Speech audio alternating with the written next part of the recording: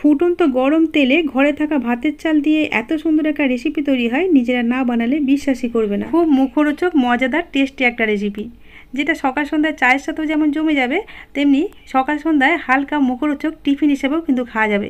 এর জন্য আমি ছোট একটা বাটির 1 বাটি ভাতের চাল নিয়েছি। যে চাল দিয়ে আমরা ভাত রান্না করে খাই সেই চালগুলো কয়েকবার জল পাল্টে পাল্টে ধুয়ে নিয়ে জল ঝরিয়ে একটা স্টেনারের মধ্যে ঢেলে স্টেনারটা একটা বাটির উপরে রেখে দিলাম। এইবার এই ভিজে চালগুলোর মধ্যে 1 চা চামচ মতো লবণ দিয়ে লবণটা খুব ভালোভাবে চালের মধ্যে মিশিয়ে নিচ্ছি। তাহলে চালগুলো একটু লবণাক্ত হয়ে যাবে আর রেসিপিটা খেতে অনেক বেশি ভালো লাগবে। এখন চালগুলোকে এইভাবে নর্মাল জায়গায় রেখে দিলে 30 মিনিট রাখতে হবে, আর রোদে বা পাখার নিচে রাখলে 20 মিনিট রাখতে হবে, যাতে চালগুলো শুকনো ঝরঝরে হয়ে যায়। আমি অন্য আর একটা বাটিতে 1 বাটি বাসমতি চাল নিয়েছি। আমি 2 রকম চাল দিয়ে দেখাচ্ছি বন্ধুরা, তোমাদের যেটা সুবিধা মনে হবে সেটাই বানাতে পারো। বাসমতি চাল যেহেতু প্যাকেটের মধ্যে খুব পরিষ্কার অবস্থায় থাকে, তাই চালগুলোকে আমি না ধুয়ে একটা ছাঁকনির মধ্যে ঢেলে একটু ছেঁকে নিয়ে একটা বাটির মধ্যে চালগুলো নিয়ে এর মধ্যে অল্প একটু লবণ আর 2 চা চামচ জল দিয়ে খুব ভালো করে চালের সাথে মিশিয়ে নিলাম। এখন দুটো চালের বাটিকে নর্মাল জায়গায় 30 মিনিট রেখে দিয়েছিলাম। 30 মিনিট পরে দেখো একদম ঝুরঝুরে হয়ে গেছে, কোনো ভিজা ভাব নেই। আমি মাঝখানে কিন্তু একবার চামচ দিয়ে উল্টে দিয়েছিলাম চালগুলোকে। এখন এগুলো ভাজতে হবে, তার জন্য ওভেনে একটা প্যান বসিয়ে তাতে বেশ কিছুটা তেল দিয়ে দিলাম। চালগুলো ভাজার জন্য প্যানের মধ্যে একটু বেশি পরিমাণে তেল দিতে হবে, কিন্তু ভাজতে বেশি তেল লাগবে না, সেটা ভাজার শেষেই বুঝতে পারবে। এখন হাই ফ্লেমে তেলটাকে খুব ভালো করে গরম করে নিতে হবে। তেলটা থেকে যখন ধোঁয়া উঠতে শুরু করবে, তখন এরকম স্ট্রেনারের মধ্যে অল্প একটু ভাতের চাল দিয়ে এইভাবে ভেজে নিতে হবে। এটা ভাজতে কিন্তু কয়েক সেকেন্ড সময় লাগে মাত্র।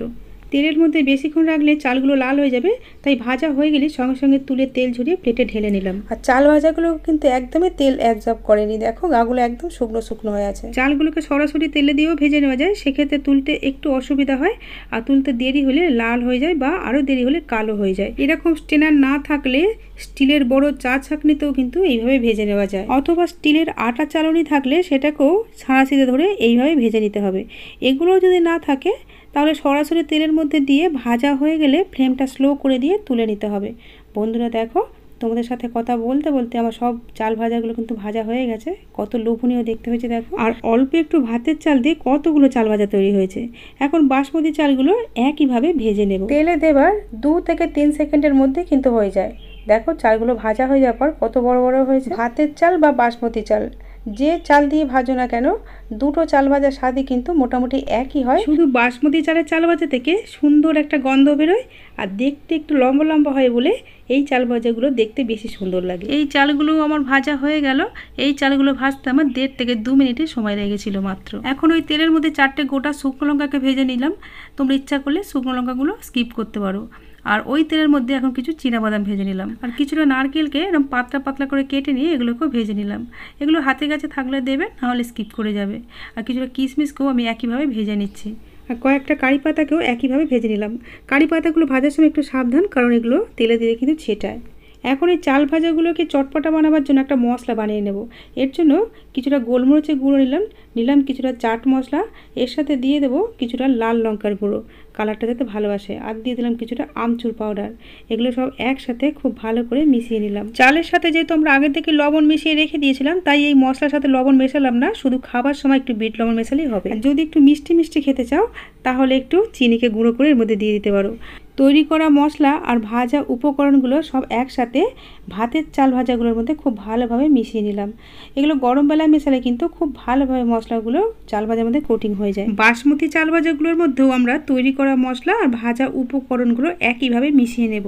যে সকল বন্ধুরা আগে থেকে আমার চ্যানেলটা সাবস্ক্রাইব করে রেখেছো, তাদেরকে জানাই অসংখ্য ধন্যবাদ ও আন্তরিক ভালোবাসা। আর যে সকল বন্ধুরা আমার চ্যানেলে আজকে নতুন এসেছো, তাদের কাছে আমার অনুরোধ চ্যানেলটা সাবস্ক্রাইব করে আমার পাশে থাকার। দেখো বন্ধুরা, 2 রকম চাল ভাজাকেই আমি পাশাপাশি একই জায়গায় ঢেলে নিয়েছি, আর কত সুন্দর দেখতে লাগছে আর কত মুচমুচে হয়েছে দেখো।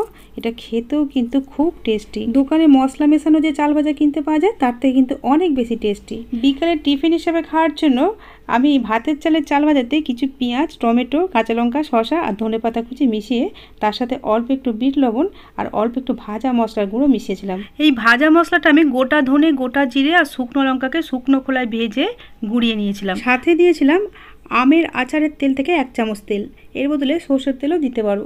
খুব টেস্টি হয়েছিল। এইভাবে বানালে দোকান থেকে কিনে খাওয়া কিন্তু ভুলে যাবে। শেষ পর্যন্ত ভিডিওটা দেখার জন্য আমার সব বন্ধুদের জানাই অসংখ্য ধন্যবাদ।